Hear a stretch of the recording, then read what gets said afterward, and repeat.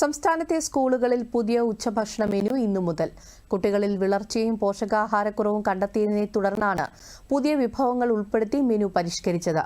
പത്തനംതിട്ടയിൽ നിന്നുള്ള റിപ്പോർട്ടിലേക്ക്.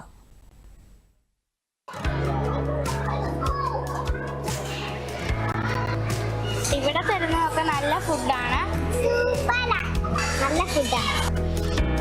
പുതിയ വിഭവങ്ങൾ ഉൾപ്പെടുന്ന മെനു നിർബന്ധമായും സംസ്ഥാനത്തെ സ്കൂളുകൾ നടപ്പാക്കണമെന്നാണ് വിദ്യാഭ്യാസ വകുപ്പിന്റെ നിർദ്ദേശം. ആഴ്ചയിൽ ഒരു ദിവസം vegetable fried rice, lemon rice, tomato rice, coconut rice എന്നിവയിൽ ഏതെങ്കിലും ഒന്നുണ്ടാകും. റൈസുകളോടൊപ്പം പുതിന, ഇഞ്ചി, നെല്ലിക്ക, പച്ചമാങ്ങ ചേർത്ത ചമ്മന്തിയും വേണമെന്ന് നിർദ്ദേശമുണ്ട്. മറ്റു ദിവസങ്ങളിൽ റാഗിയോ മറ്റു ചെറുധാന്യങ്ങളോ ഉപയോഗിച്ചുണ്ടാക്കുന്ന പായസമോ വ്യത്യസ്ത വിഭവങ്ങളോ ഒരുക്കും. പുതിയ മെനു വന്ന ശേഷം ആദ്യമായിട്ട് ഈ മാസം മുതൽ ഞങ്ങൾ റൈസ് അങ്ങ് തുടങ്ങാമെന്ന് വെച്ചു. അങ്ങനെ റൈസിൽ തുടങ്ങി. പിന്നെ പിള്ളേർക്ക് ഏറ്റവും കൂടുതൽ ഇഷ്ടം ഇങ്ങനെയുള്ള വെറൈറ്റി ഫുഡുകളാണ്. 1 മുതൽ 8 വരെയുള്ള ക്ലാസുകളിലെ കുട്ടികൾക്കാണ് ഭക്ഷണ മെനു ബാധകം.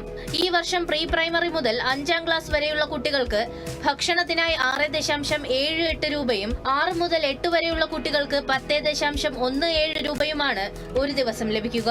ഇവിടെ തരുന്നതൊക്കെ നല്ല ഫുഡാണ്.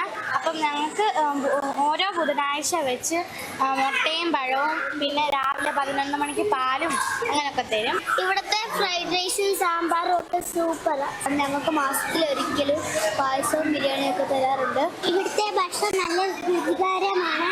ഞാൻ എന്നും ഇവിടുന്നാണ് കഴിക്കുന്നത്. ചൊവ്വയും വ്യാഴവും പാലാണ്.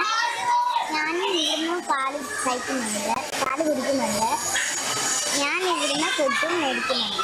പരിഷ്കരിച്ച മെനു നടപ്പാക്കാനുള്ള സാമ്പത്തിക സഹായം കൂടി സർക്കാർ അനുവദിക്കണമെന്നാണ് അധ്യാപകരുടെ ആവശ്യം. പലതരം പച്ചക്കറികൾ കൊണ്ടുള്ള ഫുഡാണ്. കുട്ടികൾക്കാണേലും ദിവസവും വീട്ടിൽ നിന്ന് കഴിക്കുന്നതിലും ഒരു വ്യത്യസ്ത അനുഭവമാണ്.